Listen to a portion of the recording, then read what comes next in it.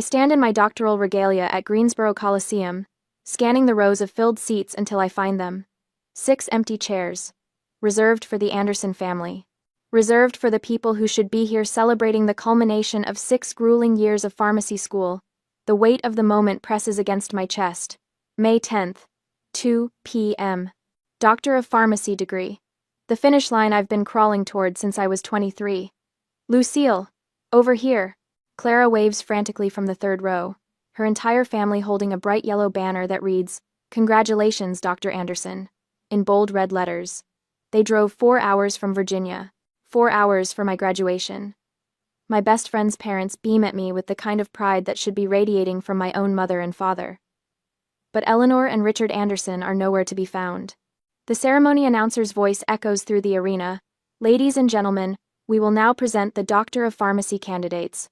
My phone buzzes against my hip at 1:30 p.m. I shouldn't look. I should focus on this moment, on walking across that stage and receiving the diploma that represents everything I've worked for. But my hand moves to my pocket anyway. It's a group text from Beatrice, a selfie of my 33-year-old sister raising a mimosa, her face flushed with champagne and sunshine. Behind her, Griffin grins with his arm around our mother. Eleanor's perfectly styled hair catches the light as she laughs at something happening off camera. Richard holds a crystal tumbler, his banker's smile wide and satisfied. The backdrop makes my stomach drop. A massive banner stretches across Griffin's deck. Griffin's Big Spring Bash. The caption under the photo reads, "Party of the Year. Wish you were here, Lucy," followed by a sun emoji. My hands shake as I scroll up through our text chain. November 12th. The day I sent the graduation announcements with "Save the Date," printed in elegant script across the top. Eleanor's response. "Of course, darling. Wouldn't miss it for the world." Richard. "Proud of you, kiddo. Mark it on the calendar." Griffin. "Can't wait to celebrate Dr. Lucy." Beatrice. "Already planning my outfit. This is huge." I call my mother immediately. The phone rings 3 times before she picks up, her voice bright and breathless over the sound of clinking glasses and laughter. "Lucille, I can't talk. The state senator just arrived. I must go." The line goes dead. The ceremony announcer calls another name, then another.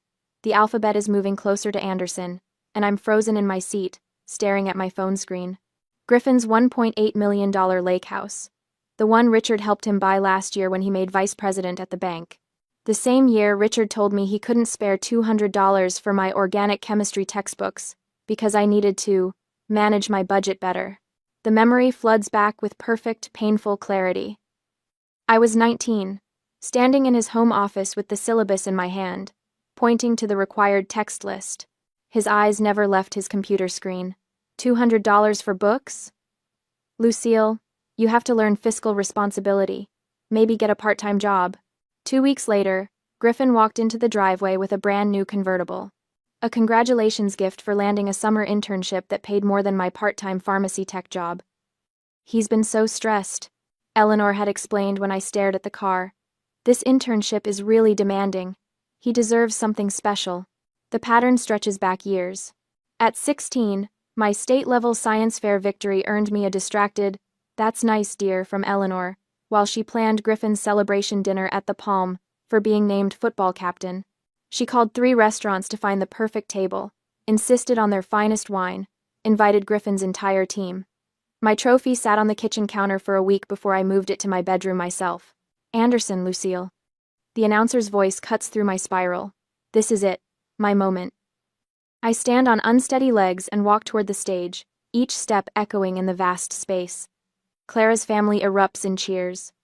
Her father cups his hands around his mouth and shouts, "That's our girl." Her mother wipes away tears. Her little brother whistles so loudly it carries across the entire Coliseum. I climb the stairs to the platform. The Dean of Pharmacy smiles and extends my diploma with both hands. "Congratulations, Dr. Anderson. You've earned this." Dr. Anderson, the title I've dreamed about for years. But as I accept the diploma and turn toward the audience, my eyes land on those 6 empty seats again. Clara jumps up and down, her banner waving wildly. Her father has his arm around her mother's shoulders as they beam at me with genuine joy. This is what family support looks like. This is what I should have had. But instead, I have a text message photo of my family toasting my brother's pool party while I walk across the graduation stage alone. After the ceremony, I sit in my car in the parking lot, still wearing my cap and gown. Clara had insisted on photos, her family gathering around me like I was their own daughter. When her father put his hand on my shoulder and said, "Don't you worry, Dr. Anderson, we can cheer loud enough for 6 people," I almost broke down completely. Now, in the silence of my Honda Civic, I scroll through the graduation announcements. Most went to professors, colleagues, and friends, but there was one I'd held longer than the others. The envelope addressed to Grandma Vance. She'd been gone for 5 years, but I'd still written her address in careful script before remembering. Grandma Vance was the only family member who ever showed genuine interest in my achievements. "So how do those chain reactions of yours work, Lucille?" she'd asked when I was 12, leaning in conspiratorially after I'd won the middle school chemistry competition. "Tell me all about it." She listened to my rambling explanation about molecular bonds and electron transfers with the kind of focused attention I'd craved from everyone else. She asked follow-up questions. She remembered details weeks later and brought them up again. "My brilliant granddaughter," she'd called me, never comparing me to Griffin or Beatrice. Never minimizing my accomplishments to make room for someone else's. The name Vance carries weight in my chest. It represents something the Anderson name never has: genuine love and authentic support. I start the engine and pull out of the Greensboro Coliseum parking lot, my diploma lying flat in the passenger seat. 6 years of late nights, impossible exams, clinical rotations, and research papers. 6 years of proving myself over and over again, and they chose a pool party. As I drive toward Charlotte, toward the apartment I'll need to pack, and the life I'll need to leave behind, one thought crystallizes in my mind with startling clarity. I'm done being the invisible Anderson. It's time to figure out who Lucille really is when she stops performing for an audience that will never applaud. The drive back to Charlotte feels endless. Every mile marker reminds me that I'm heading toward the people who chose Griffin's pool party over my doctorate. My hands grip the steering wheel until my knuckles turn white. But I need to understand. I need to know exactly how calculated this betrayal was. Back in my apartment, I spread the evidence across my kitchen table like a detective working a case. Text messages, email chains, calendar invitations. The graduation announcement I mailed in November with "Save the Date" printed in careful script. Then I find it. The smoking gun buried in my phone's message history, a message saying they will not attend my graduation ceremony. Eleanor's voice echoes in my memory as I read her exact words. "Lucille, you must understand. This isn't just a party.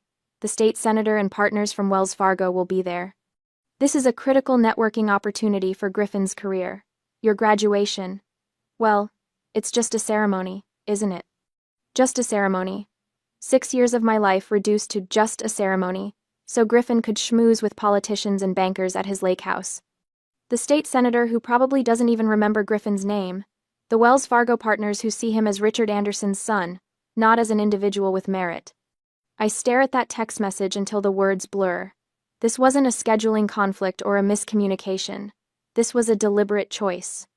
Eleanor weighed my doctoral graduation against Griffin's networking opportunity and decided mine was expendable. The rage builds slowly, then all at once. I throw my phone across the room and it hits the wall with a satisfying crack. 2 days later, I walk into the Mecklenburg County Courthouse with a manila folder containing forms I printed at 3 a.m. The fluorescent lights buzz overhead as I wait in line behind a teenager getting married and an elderly man updating his will. When my number is called, I approach the bench where Judge Harrison sits. He's older, probably Richard's age, with silver hair and reading glasses perched on his nose. He looks at my petition and raises his eyebrows. "Anderson? That's a powerful name in Charlotte, young lady." He studies me over his glasses. "You're sure about this? Changing your name is a serious matter." I stand straighter, my voice clear and steady. "I am positive, Your Honor. My grandmother was a Vance. I want to honor her." Judge Harrison examines the paperwork more carefully, then looks at me again. Something in my expression must convince him because he nods slowly. "So ordered." "Good luck, Miss Vance." I walk out of that courthouse feeling like I've shed a skin that never fit properly. The name Anderson suddenly feels foreign, like a costume I wore for 29 years without realizing it didn't belong to me. Lucille Vance. The name tastes different in my mouth. It tastes like freedom. The packing takes 3 days. I'm ruthless about what comes with me and what stays behind. Family photos go in the trash. The Christmas ornament Eleanor gave me with the Anderson family painted in gold script gets buried under coffee grounds. Griffin's college graduation photo, the one where everyone's beaming like he'd just won the Nobel Prize instead of barely passing business school, goes straight into the dumpster. But Grandma Vance's recipe box comes with me. So does the science trophy from high school that nobody else ever noticed. My pharmacy textbooks, worn and highlighted, stack neatly in moving boxes. These are the pieces of myself that matter. I don't tell anyone I'm leaving. Not Eleanor, not Richard. Not even Beatrice, who's probably still nursing a hangover from Griffin's party of the year. They'll figure it out when my apartment sits empty and my phone number goes straight to voicemail. The Honda Civic is packed to the ceiling when I start the engine at sunrise. Boston is 847 miles northeast. A new life, a new name, a clean slate. I don't just move to Boston. I flee. The first 300 miles? I cry. Ugly, gasping sobs that I've been holding back for weeks. I pull over twice at rest stops to collect myself, but the tears keep coming. I'm grieving something I never actually had. A family that would celebrate my achievements instead of treating them as inconveniences. Somewhere outside Richmond, Virginia, I pull into a gas station and sit in the parking lot staring at my phone. The lock screen still shows the family photo from last Christmas. All of us around Eleanor's perfect tree, wearing coordinated sweaters she'd bought for everyone. Griffin's arm around my shoulders, his smile wide and genuine. He probably doesn't even know I changed my name.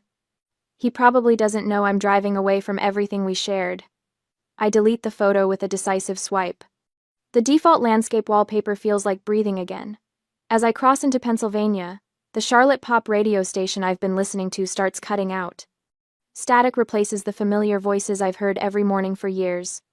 Instead of finding another music station, I plug in my phone and scroll to a dense pharmacology podcast about drug interactions in elderly patients.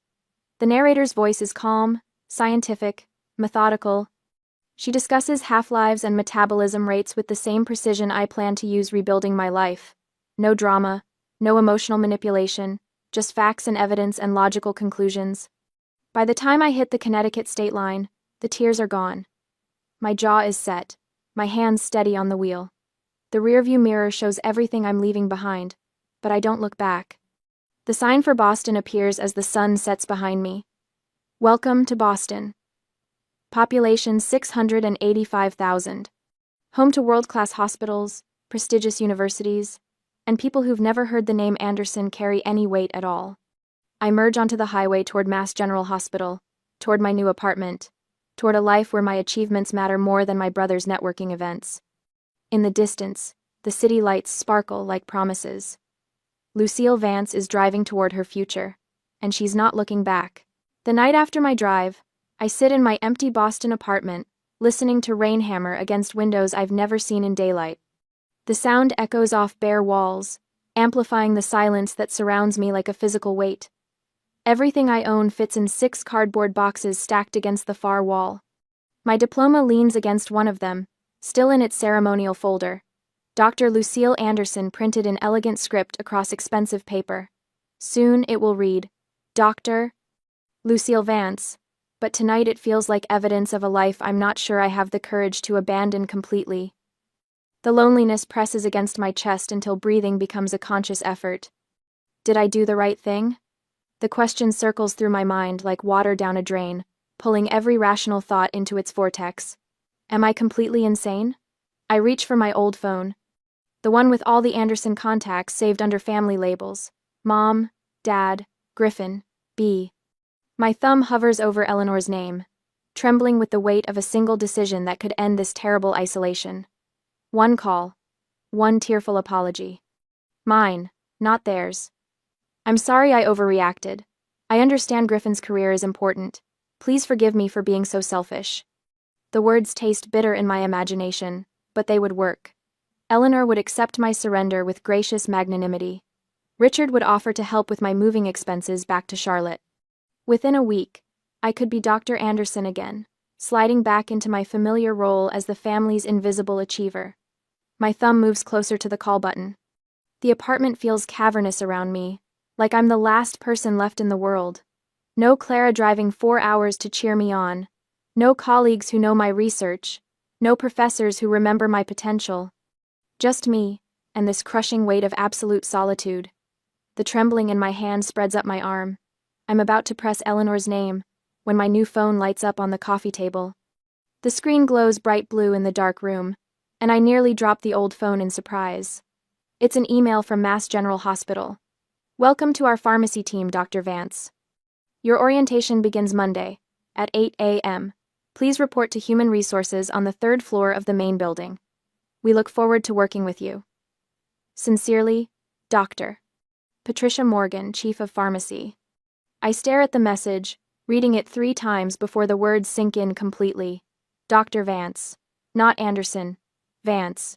It's real. This new life isn't a fantasy I've constructed during a temporary breakdown. Mass General Hospital expects Dr. Lucille Vance to show up Monday morning, ready to begin her career as a clinical pharmacist. They've printed badges with my chosen name, assigned me to cases, trust me to review medication interactions that could save lives or cause catastrophic harm. I take a shuddering breath that seems to fill my lungs for the first time since arriving in Boston. The email represents more than a job. It's proof that I can exist outside the Anderson family ecosystem. That my pharmaceutical knowledge and clinical training have value independent of Eleanor's approval or Richard's financial support. I power down the old phone without making the call. Walk to the kitchen and drop it into a cardboard box I've marked for the dumpster. The small weight of it hitting the bottom makes a hollow thud that sounds like finality. Back at my laptop, I begin typing a response to Dr. Morgan. Thank you for this opportunity. I look forward to contributing to the pharmacy team and serving Mass General's patients. I will report Monday morning as requested. Sincerely, Dr. Lucille Vance. I read the signature line twice before hitting send. Dr. Lucille Vance. The name feels strange and powerful, like trying on clothes that fit perfectly but look nothing like what I've worn before. My next email goes to the university's registrar's office. I attach the court order from Mecklenburg County, the official document that legally transformed me from Anderson to Vance. The form letter I type is businesslike and brief. Please update my academic records to reflect my legal name change. I am requesting that my diploma be reprinted with my current legal name, Lucille Vance. Attached is the certified court order documenting this change. Thank you for your assistance. Within an hour, I receive a confirmation. Your request has been processed. Your updated diploma will be available for pickup or mailing within 2 weeks. Congratulations on your degree, Dr. Vance. Dr. Vance. Even from a stranger in a registrar's office, the name carries weight I never felt as an Anderson. It doesn't come with decades of family history defining my worth through comparison to Griffin's achievements. There are no expectations attached to the Vance name except the ones I create through my own actions. The rain against the windows begins to sound less like isolation and more like protection. The empty apartment doesn't feel cavernous anymore. It feels clean. Uncluttered by decades of family drama and emotional manipulation, I walk to my boxes and pull out a framed photo I'd packed at the last minute. Grandma Vance and me at my high school graduation, her arm around my shoulders as she beams with genuine pride. She's wearing her best dress and the pearl earrings she saved for special occasions. Her face radiates the kind of authentic joy Eleanor has never shown for any of my accomplishments. Tell me about those chemistry courses you're planning to take, she'd said after the graduation ceremony. I want to understand what my brilliant granddaughter is going to study. Not brilliant compared to anyone else. Just brilliant. Period. I place the photo on the windowsill where I can see it from my kitchen table. Tomorrow I'll buy groceries and start learning my new neighborhood. Monday I'll report to Mass General as Dr. Vance and begin building a career based on my clinical knowledge rather than family connections. The legal name change is complete. All Anderson phone numbers are blocked. Email filters automatically delete anything sent from Charlotte addresses. I am, for the first time in my life, utterly and completely alone, but alone feels different than I expected. The Anderson family's absence isn't a wound anymore. It's an amputation that removed something diseased, leaving healthy tissue to heal properly. The victory of self-protection is real and substantial, but it comes paired with the sharp grief of understanding that some relationships can't be salvaged, only escaped. Outside my window, Boston continues its life without me. 8 million strangers who don't know I'm Richard Anderson's invisible daughter, or Griffin Anderson's overlooked sister. They only know what I show them through my work, my choices, my character. For the first time, that feels like more than enough.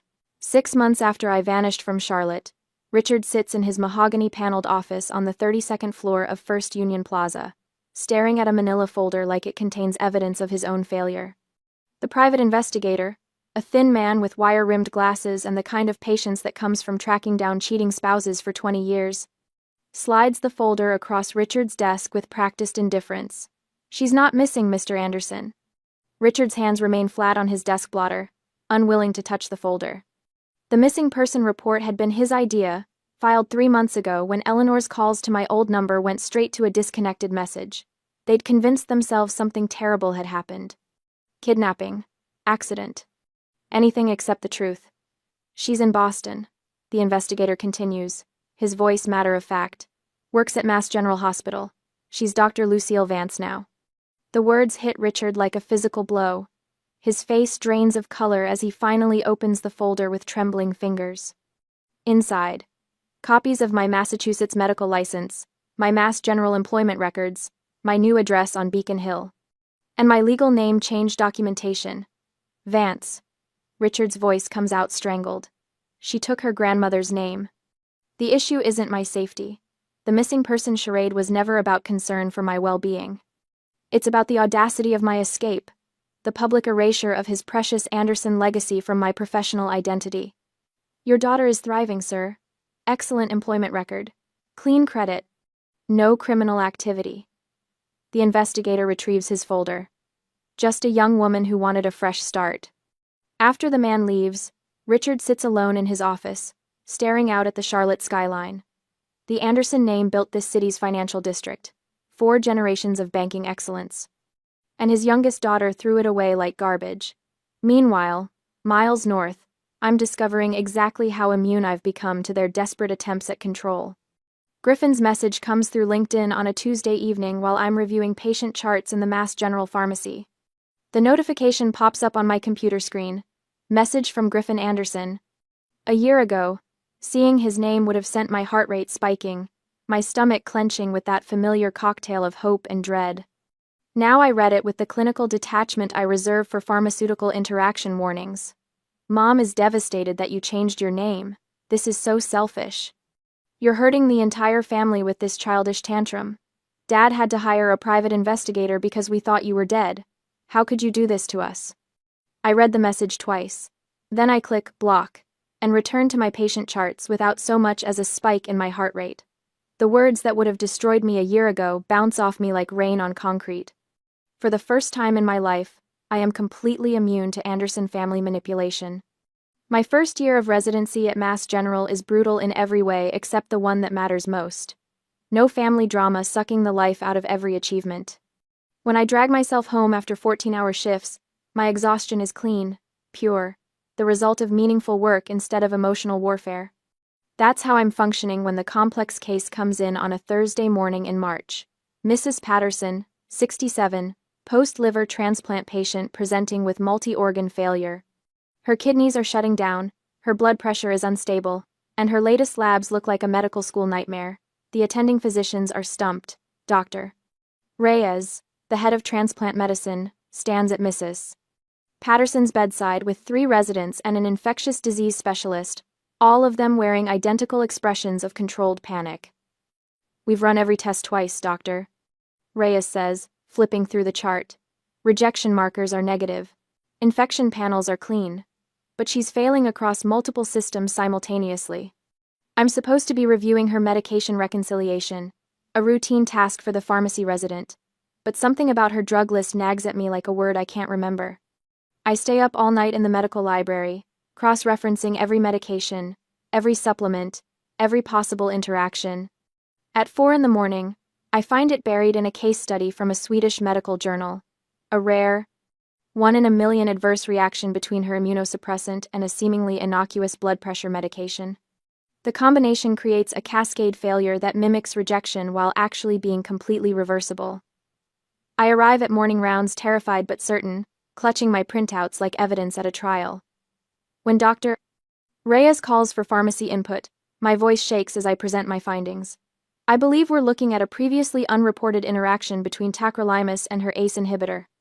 The pathway involves cytochrome P450 enzyme induction that creates a feedback loop affecting multiple organ systems. The silence stretches for 15 seconds. Dr. Reyes, a notoriously difficult woman who once made a resident cry during rounds, stares at me with an expression I can't read. Show me the literature. I hand her my research, pages of highlighted text and chemical pathway diagrams that I've memorized completely. She reads in silence, while the entire medical team waits. Finally, she looks up. Good work, Dr. Vance. You just saved a life. That quiet, good work, reverberates through my chest, with more power than any standing ovation the Andersons ever gave Griffin. This praise is earned, specific, and real. It comes from someone who respects my competence, not someone trying to manipulate my emotions. Mrs. Patterson recovers completely after we adjust her medications. 3 weeks later, she sends a thank you card addressed to Dr. Vance and the angels at Mass General. I keep it taped to my computer monitor. I meet Ben at the most unlikely place imaginable, a medical ethics symposium that's about as exciting as watching paint dry in a library. But the topic is data modeling in pharmaceutical research, and when he presents his findings on algorithmic bias in clinical trials, I can't help myself. During the Q&A, I raise my hand. Your methodology assumes random distribution of confounding variables, but that's exactly the bias you're trying to identify. You're measuring the problem with the same flawed tools that created it. The room goes silent. Ben looks at me for a long moment, then grins. You're absolutely right. The circular logic is embarrassing obvious now that you've pointed it out. He doesn't try to defend his work or minimize my critique. He just listens. After the session, he finds me at the coffee station. You were right about the data bias, he says, handing me a cup.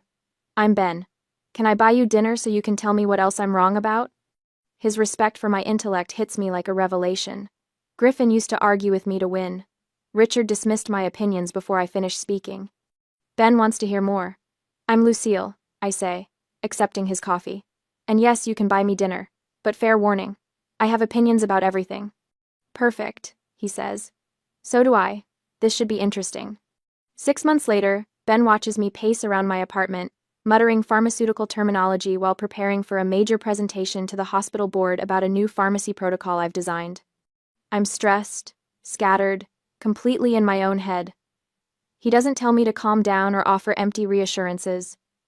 Instead, he quietly brings me coffee and a sandwich I forgot to eat. He smiles and nods as a sign that he is always here, silently watching me all the time, so I don't have to be afraid. I stop pacing and look at him. The memory of 16-year-old me, alone with my science fair trophy, flashes through my mind with painful clarity. This quiet, steadfast support is the validation I've been seeking my entire life. It's not about flashy celebrations or networking opportunities. It's about someone making space for me to succeed. That night, as I present my research to a room full of department heads and hospital administrators, I feel something I've never experienced before. Complete confidence in my own worth, independent of anyone else's approval. The foundation is solid now. Everything I build from here will be mine. 4 years have passed since I fled Charlotte with nothing but my diploma and a fierce determination to build something real. The woman who stood alone at graduation feels like someone I used to know, someone whose desperate need for approval once dictated every decision. I'm adjusting my white coat in the mirror of my new office at Mass General Hospital, lead clinical pharmacist. The nameplate on my door reads, Dr. Lucille Vance, Pharm D, in crisp black lettering. No Anderson in sight. Clara bursts through the door without knocking, her arms full of congratulatory flowers from colleagues back in Virginia. Look at you, hotshot! Your own office with actual windows that don't face a brick wall. The view of the parking garage is quite inspiring. I laugh, accepting the bouquet she thrusts into my hands. I can see people coming and going, very metaphorical. She plops into the visitor's chair across from my desk, the same chair where pharmaceutical sales representatives will soon sit, seeking my approval for their latest compounds. The irony isn't lost on me. People now seek my validation, my professional opinion, my signature on formulary recommendations. Tell me everything about the promotion ceremony, Clara demands. And don't you dare downplay it. I want details. The memory of yesterday's announcement still feels surreal. Dr. Patricia Chen, the chief of pharmacy, called me into her office with that expression she wears when discussing medication errors. My stomach dropped, wondering what mistake I'd made, what protocol I'd missed. "Lucille, sit down." She gestured to the chair across from her mahogany desk, the same spot where she'd interviewed me 4 years ago when I was just another desperate graduate seeking validation through professional achievement. I'll cut to the chase. "The board approved your promotion to lead clinical pharmacist. Congratulations." The moment had passed in slow motion. 4 years of proving myself, of staying late to review complex cases, of presenting research findings to skeptical attending physicians, of earning respect one clinical decision at a time. All of it culminating in those simple words, "Congratulations." I still can't believe it, I tell Clara now, sinking into my new desk chair. The leather is real, not the fake vinyl from my previous cubicle. Dr. Chen said my work on the post-transplant protocol alone justified the promotion. Clara grins. "Remember that case you told me about? The one where you figured out the medication interaction everyone else missed?" The memory floods back. Mrs. Patterson, a huge case where I'd spent sleepless nights cross-referencing obscure drug interactions, diving deep into pharmaceutical literature that most clinicians never touch. That's what real achievement feels like, I tell Clara. Saving lives, not collecting trophies to impress people who couldn't care less. My phone buzzes with a text from Ben, who's currently presenting his latest biotech research at a conference in San Francisco. "Proud of you, lead pharmacist Vance. Can't wait to celebrate properly when I get home tomorrow. Dinner reservations at that place you love." The simplicity of his support still catches me off guard sometimes.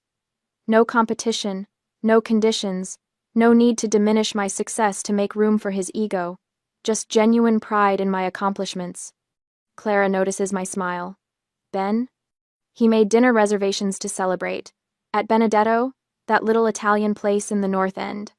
The one with the terrible parking and amazing tiramisu? That's the one. I set my phone down, but the warmth of Ben's message lingers. "You know what's strange? I keep waiting for the other shoe to drop. For someone to say this promotion was a mistake, or that I don't deserve it." Clara's expression grows serious.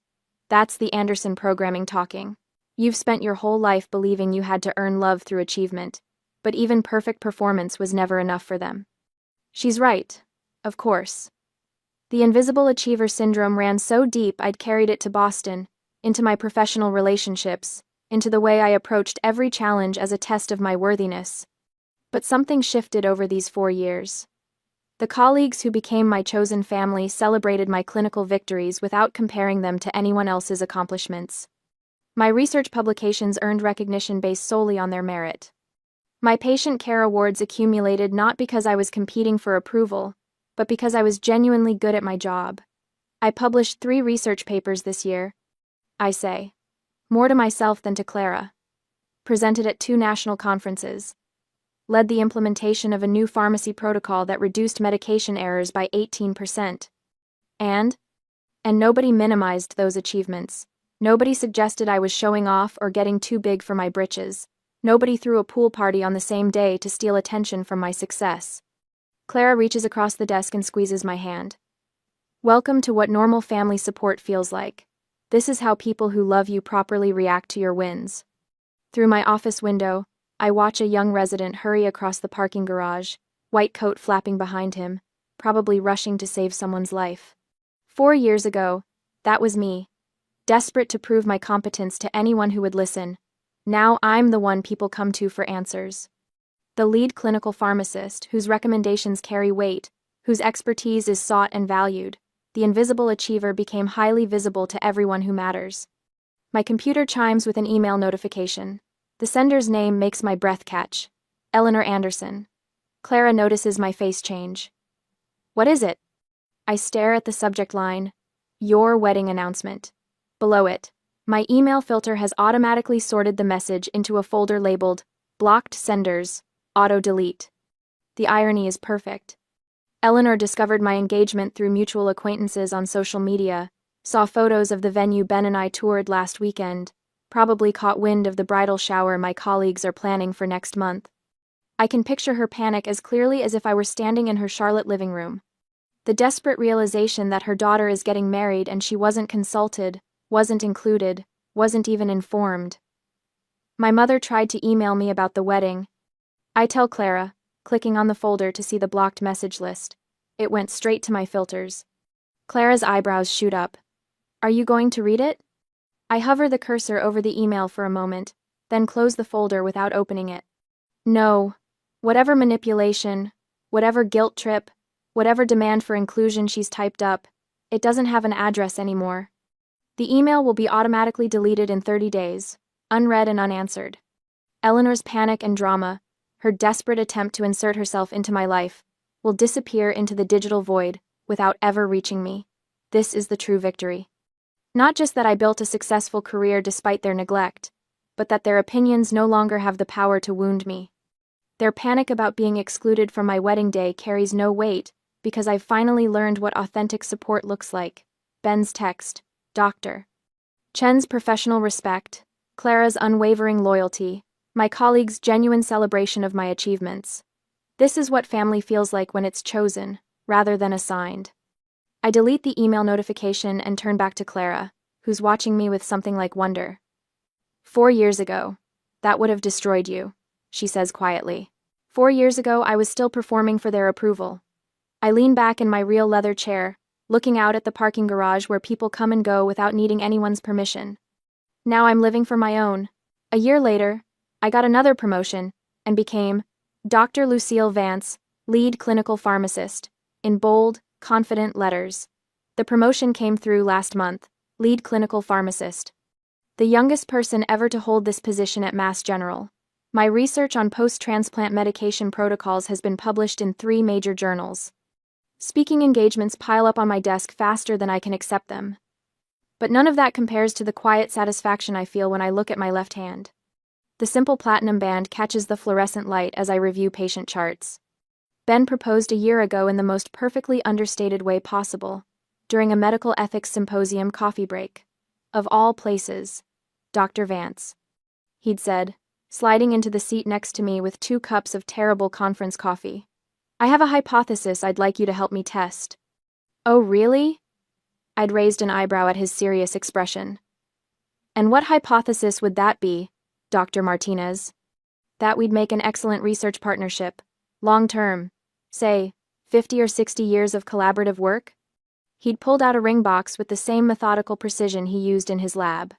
What do you think? Would you be interested in co-authoring the rest of our lives? I'd laughed so hard I nearly spilled coffee on my presentation notes. Ben Martinez, did you just propose to me using the scientific method? Peer review encouraged, he'd grinned, opening the box to reveal a stunning but practical solitaire. So, will you accept my research proposal? The memory still makes me smile as I finish my afternoon rounds. Ben understood something the Anderson family never grasped. Love isn't about grand gestures or flashy displays.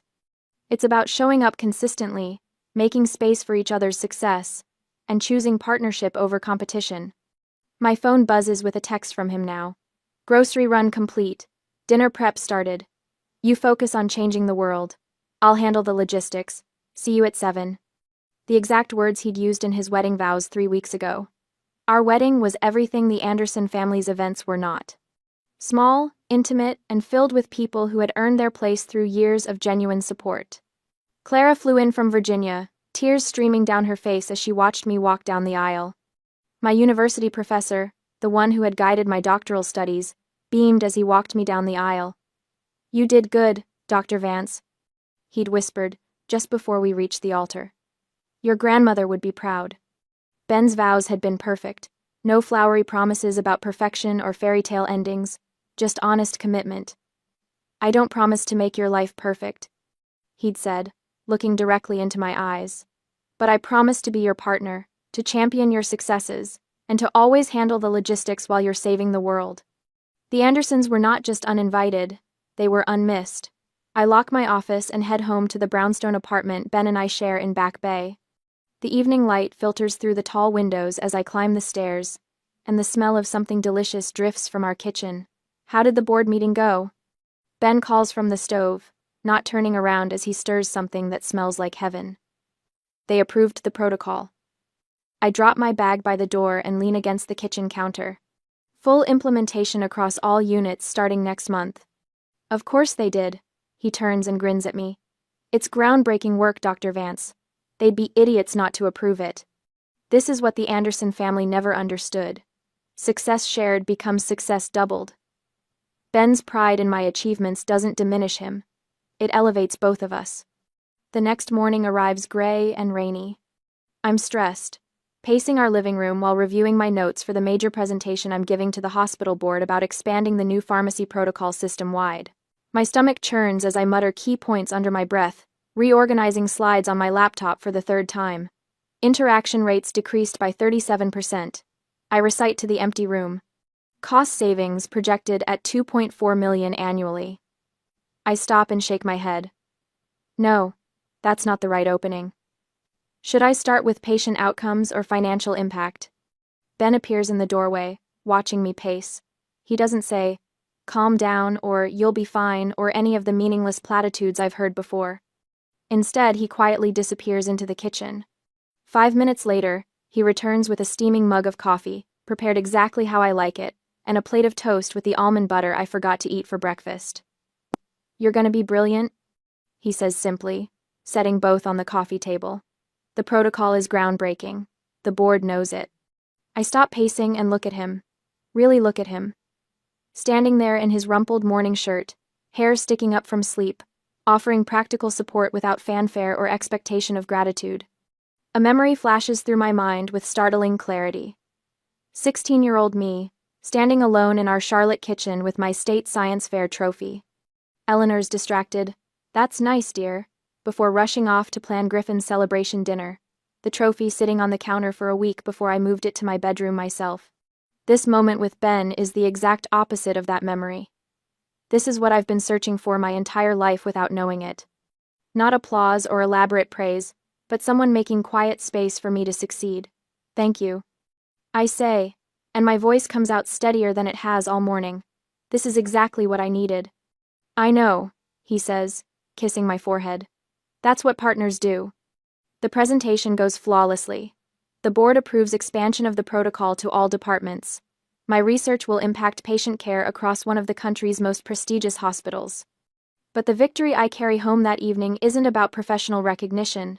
It's about coming home to someone who celebrated my success by doing the dishes and walking our dog.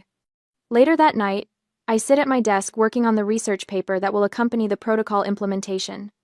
Ben has settled into his chair across the room with a book about biotech innovations, occasionally reading aloud interesting passages that might connect to my work.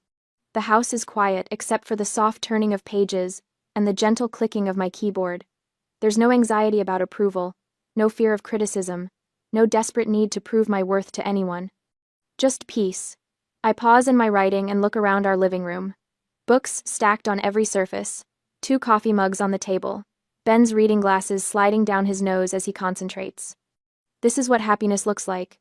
Not flashy or dramatic, just steady and real. My phone sits silent on the desk. The email filters I installed years ago continue their invisible work, ensuring that any attempts at contact from Charlotte disappear before they can reach me. I haven't thought about the Anderson family in months. They've become irrelevant to my daily existence. Sometimes I wonder if Eleanor still tells people she has a daughter who's a doctor. If Richard mentions my achievements to his banking colleagues when the conversation turns to successful children. If Griffin or Beatrice ever think about the sister who simply vanished from their social media feeds and holiday gatherings, but the wondering doesn't hurt anymore. It's just idle curiosity about people who once mattered but no longer do. I return to my research, adding another paragraph to the conclusions section. Outside, Boston settles into its evening rhythm. Ben turns another page of his book. Our life continues in its quiet, purposeful way. I finally understand what Grandma Vance tried to teach me all those years ago when she leaned in close and asked about my chemistry experiments. Family isn't who you're born to. It's who shows up when everything matters. And the people who show up, they're sitting right here in this room.